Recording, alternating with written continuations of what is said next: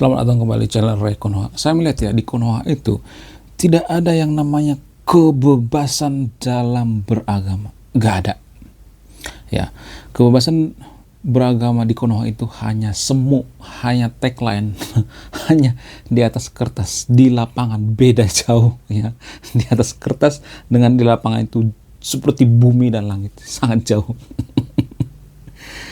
Ya, kebebasan beragama di Konoha itu hanya bagi kalangan tertentu.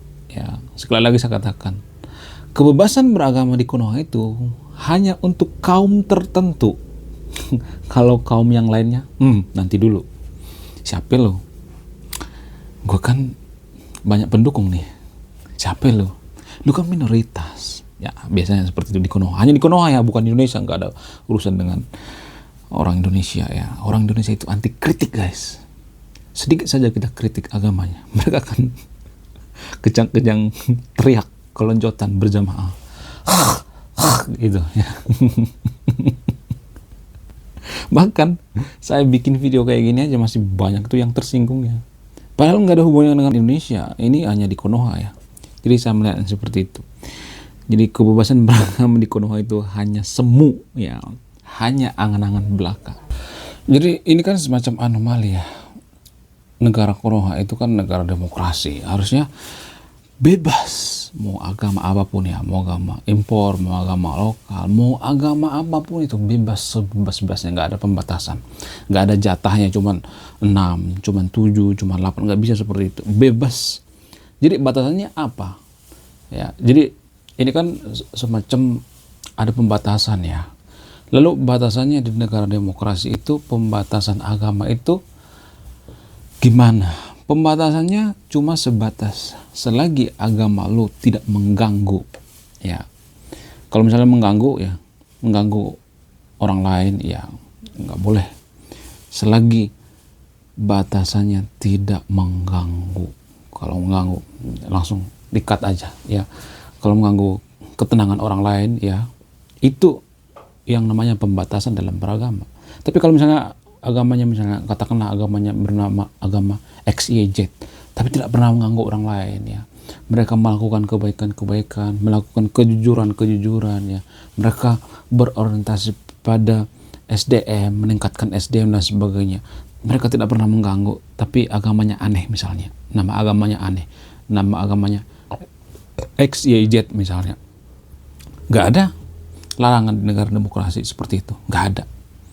Jadi di Konoha itu ya, saya melihat ya, ini hanya di Konoha ya, kebebasan dalam beragama itu hanya kalangan tertentu ya. Sama halnya dengan di Amerika ya. Kemarin lalu ada yang request ya, salah satu subscriber berlangganan di channel ini bernama Super Buff ya. Jadi beliau ini merequest tentang agama Mormonisme dan agama-agama lainnya lah. Jadi di Amerika itu mereka tidak membatasi agama apapun itu, bahkan ya sekelas agama Mormonisme ini ya, pendirinya mengaku dapat wahyu. Bayangkan coba, dapat wahyu tapi tidak diapa-apain tuh, tidak diejek, tidak dipersekusi, yang nggak jadi masalah, sok aja kalau dapat wahyu, sok aja, yang penting lu jangan mengganggu orang lain ya. Agama Mormonisme ini kan sebenarnya didirikan oleh seorang bernama Joseph Stalin sorry, Joseph Stalin, Joseph Smith ya. Joseph Smith ini pendiri daripada agama Mormonisme ini. Mormonisme ini cabang daripada agama Kristen ya, walaupun Mormonisme ini tidak dikatakan seperti agama Kristen ya, sama seperti Saksi Yehova ya. Saksi Yehova kan mereka mengaku bahwa mereka bagian daripada Kristen, tapi orang Protestan, orang Katolik mengatakan, lu kan bukan circle kita. Saksi Yehova kan bukan circle kita karena lu tidak mengakui bahwa Yesus sebagai Tuhan. Mormonisme juga seperti itu ya, karena dulu Mormonisme ini menghalalkan yang namanya poligami. Ya, mereka ini menghalalkan namanya poligami. Dan menurut saya agama Mormonisme ini kalau ada di Konoha pasti dipersekusi. Apaan kamu bikin aliran baru? Dapat wahyu, sok-sokan dapat wahyu. Mana buktinya lu dapat wahyu? Mana? Tunjukin mana? Fotonya mana? Videonya mana? Lu katanya dapat wahyu. Ya mana videonya, mana fotonya? Pasti warga Konoha kan ngomong seperti itu. Pasti dirujak sama netizen. Ya kan? Netizen warga Konoha. Walaupun standar ganda sih ya. Karena nabi-nabi terdahulu juga kan sebenarnya mereka nggak ada bukti sama sekali kan, nggak bisa dikonfirmasi kan ya, karena mereka dapat wahyu itu di tempat tersembunyi kan, di kamar, di pantai, di atas gunung biasanya tersembunyi, jadi kita nggak bisa konfirmasi. Sama seperti misalnya kalau ada seseorang bernama Joseph Smith menerima wahyu dan mendirikan agama bernama agama Mormonisme, ya pasti dirujak sama netizen lah. Apa-apaan lu bikin agama baru lu, sok-sokan lu, padahal ya standar ganda ya. Kenapa zaman dulu kita tidak mempertanyakan nabi-nabi yang kita percaya itu dapat wahyu, apakah itu benar atau tidak? Kita nggak pernah mempertanyakan itu kan. Jadi pemikiran atau pola pikir daripada orang Amerika seperti itu, bebas mau lu dapat wahyu kayak, yang penting lu jangan mengganggu orang lain, jangan mengganggu ketenangan orang lain. Yang penting agama lo itu berbuat baik, jangan bikin gaduh. Selagi lu masih bayar pajak, tidak mengganggu orang lain, ya fine-fine aja bagi orang Amerika. Kenapa? Karena orang Amerika itu berpikirnya itu sangat maju, SDM-nya sangat maju.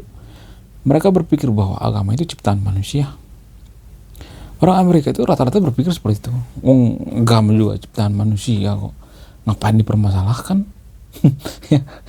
Ya, sok mau bikin agama baru, sok nggak jadi masalah, asal jangan mengganggu orang lain, asal lu bayar pajak. Dan pemerintahnya juga tidak kepo dengan agama masyarakatnya, nggak kepo. Mau lu beragama kayak, mau ibadah kayak, nggak kepo, nggak pernah ya datang ke rumah razia kan. Ini lagi ngapain ini? Lagi ibadah? Gak boleh ibadah di dalam rumah, ada tempatnya. Nggak seperti itu. Di Amerika nggak boleh seperti itu. Itu namanya mengganggu ketenangan orang lain. Kecuali dia teriak-teriak gitu ya, lingkungan sekitarnya terganggu, bayi terganggu, orang yang lagi belajar terganggu, orang yang lagi teleponan terganggu, itu baru bermasalah. Itu batasan daripada beragama di Amerika. Selagi tidak mengganggu orang lain, sah-sah aja. Jadi bagaimana kronologinya pembentukan daripada agama Mormonisme ini? Karena ini requestan daripada subscriber berlangganan di channel ini, ya saya harus menghormati beliau. Awal mula pembentukan daripada agama Mormonisme ini pada tahun 1805 sampai 1830 didirikan oleh seseorang yang sangat kontroversi bernama Joseph Smith ya. Pada tahun 1820, Joseph Smith mengaku telah menerima wahyu dari Allah dan Yesus Kristus yang dikenal sebagai pengalaman pertama. Tapi orang-orang ada banyak yang percaya itu, nggak ada yang komplain. mana lu dapat wahyu? Nggak ada seperti itu. Bagaimana dengan kitab Mormon? Pada tahun 1827, Joseph Smith mengaku telah menerima wahyu untuk menerjemahkan kitab Mormon yang merupakan catatan sejarah dan spiritual bangsa Amerika kuno. Wow, sangat radikal ya.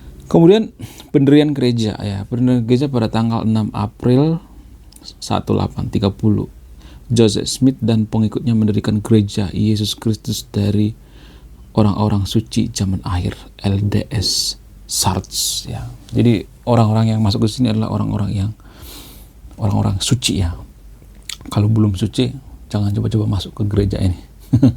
Sebenarnya kalau boleh jujur ya, agama ini kan dulu di Amerika ada kontroversi ya, sehingga pernah agama ini mau dibekukan oleh pemerintahnya. Karena apa? Karena saat itu melegalkan yang namanya poligami.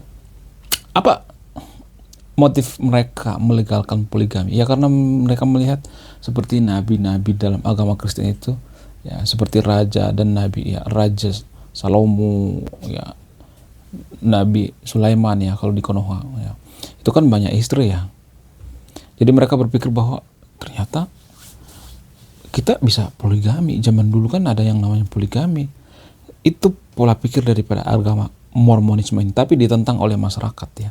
Jadi seperti yang saya katakan tadi itu, kalau mengganggu ya baru ditegur oleh pemerintah, tapi kalau nggak mengganggu nggak ditegur ya. Makanya gereja Mormonisme ini merubah peraturannya dari menghalalkan poligami jadi mengharamkan, sehingga sampai sekarang gereja Mormonisme ini masih eksis ya. Selain gereja Mormonisme, ada beberapa gereja-gereja yang aneh-aneh di Amerika. Apa itu gerejanya? Gereja seperti Scientology. Bukan kaleng-kaleng guys.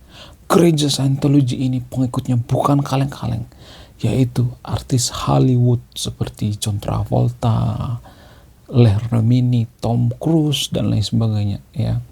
Yang paling disorot itu Tom Cruise ya.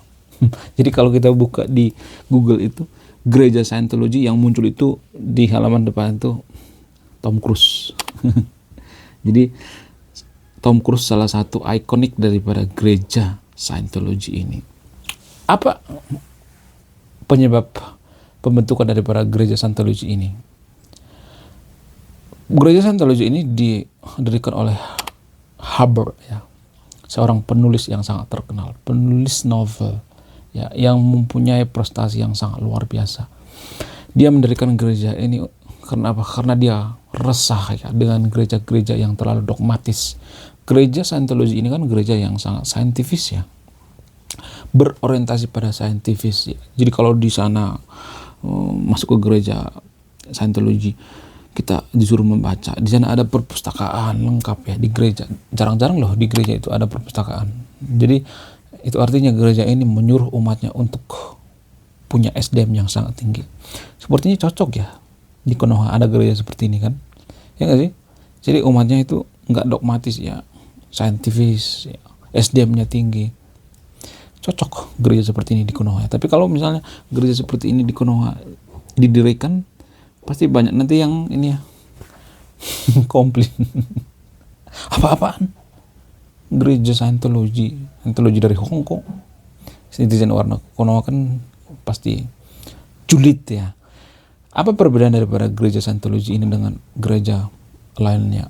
Gereja Scientology ini tidak percaya bahwa Yesus itu sebagai Tuhan. Yesus itu sebagai guru, bukan sebagai Tuhan, hanya sebatas guru. Sehingga ya orang-orang Kristen lainnya kadang mengatakan bahwa gereja ini sesat. Tapi orang-orang Amerika nggak seperti itu.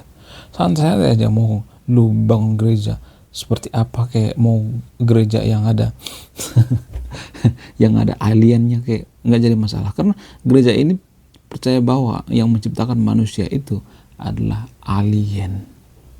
Bayangkan coba, yang menciptakan manusia di seluruh dunia ini adalah alien. Tapi sah-sah aja, sekelas Tom Cruise juga bisa masuk kok ke gereja ini, nggak jadi masalah ya kan. Kemudian kita balik lagi ke Konoha misalnya. Kenapa di Konoha itu kebebasan beragama itu hanya bagi kalangan tertentu gitu, hanya bagi golongan tertentu ya, golongan yang lain nggak terlalu bebas? Apa alasannya? Salah satu alasan yang paling masuk akal itu adalah karena SDM ya, lagi-lagi SDM moral Konoha itu kan harus diakui bahwa kita itu masuk dalam jajaran SDM paling rendah sedunia ya, masuk paling rendah sedunia. Jadi kalau demokrasi diberikan kepada negara atau bangsa yang SDM rendah, maka jadinya seperti ini. Jadi kalau boleh jujur ya, negara-negara yang SDM rendah itu nggak cocok dikasih demokrasi. Harusnya kan pengertian demokrasi itu kan bukan kebebasan pada satu agama tertentu, tapi ke semua agama. Ya, kalau saya jelaskan seperti ini di Konoha pasti nanti dihujat. Apa-apaan lu? Lu mau bikin agama baru ya? Lu mau bikin ajaran baru ya? Lu mau jadi nabi ya? Jadi seperti itu. Ya. Karena apa? Karena sangat susah ya di Konoha ya, karena SDM yang rendah ya, tidak mengerti esensi daripada demokrasi itu ya. Demokrasi itu hanya cocok bagi negara yang sudah mapan, yang sudah maju seperti Amerika. Demokrasi itu kan mempertahankan kemapanan, bukan meraih. Jadi kalau dikasih demokrasi ya dimanfaatkan seperti ini, seperti di Konoha. Ya, kebebasan hanya bagi kalangan tertentu.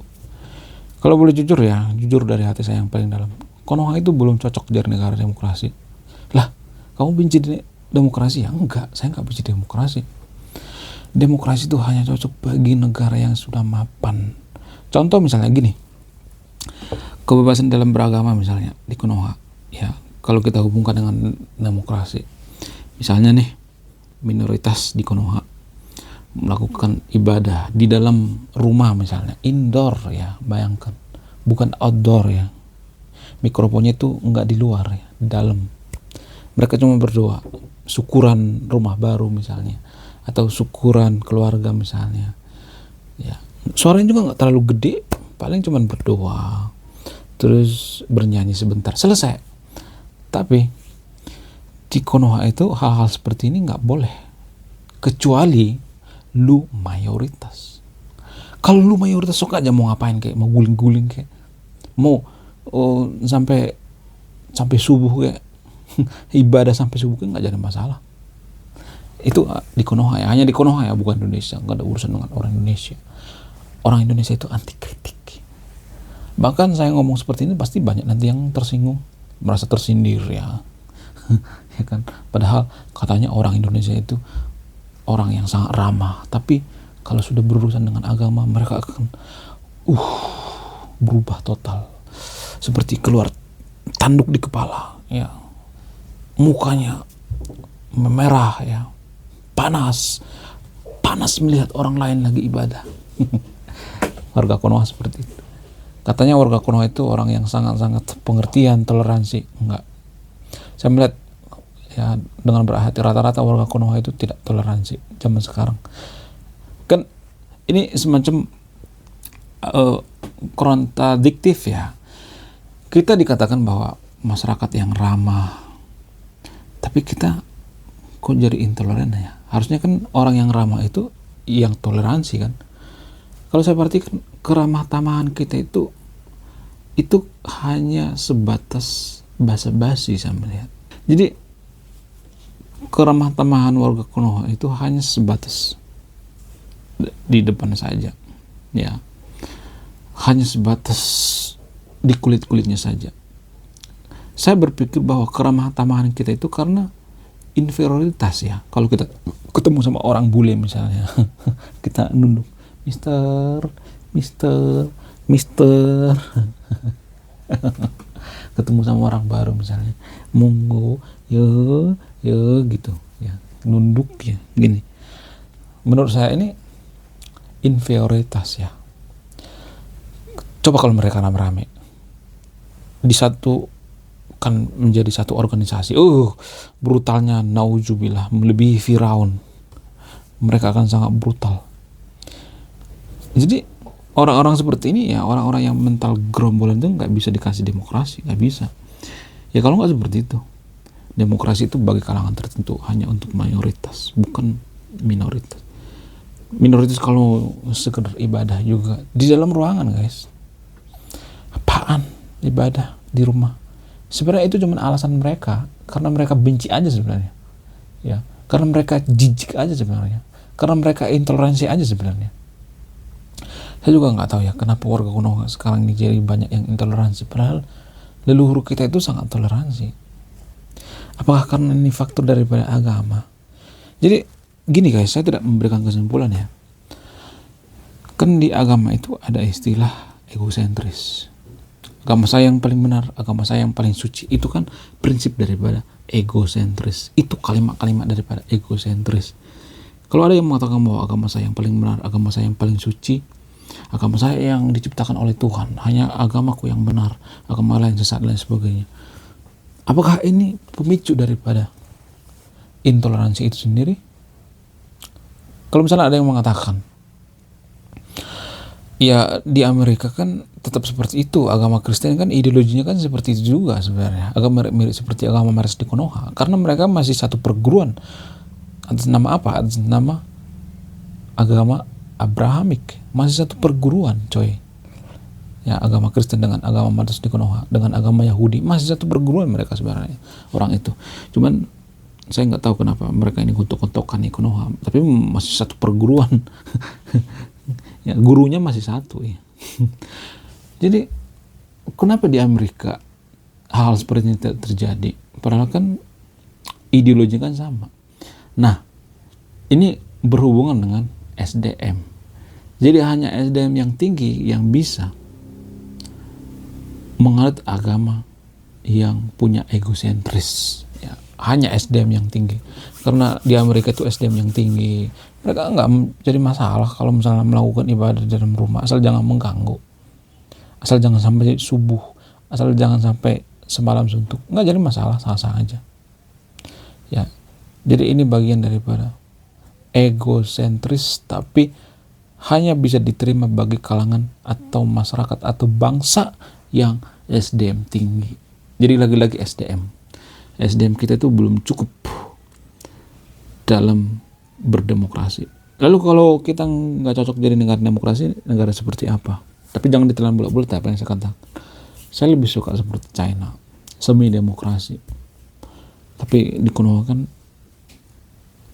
hal-hal seperti ini kan tabu ya. Apaan sih? Itu kan dinasti. Ya, itu dinasti politik.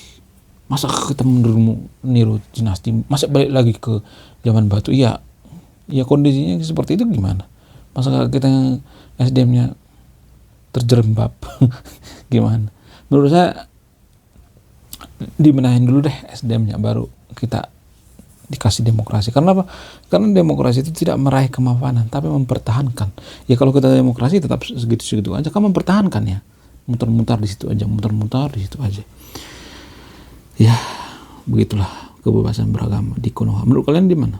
Hanya di Konoha ya, bukan Indonesia ya, nggak ada urusan dengan Indonesia. Disclaimer on ya. Kenapa saya berulang-ulang menggunakan disclaimer? Kenapa? Karena orang Indonesia itu anti kritik ya. Sedikit saja kita kritik, kok akan mereka keloncotan. Oke, terima kasih sudah menyimak dan memahami video ini. Saya Ray Konoha, salam rasional.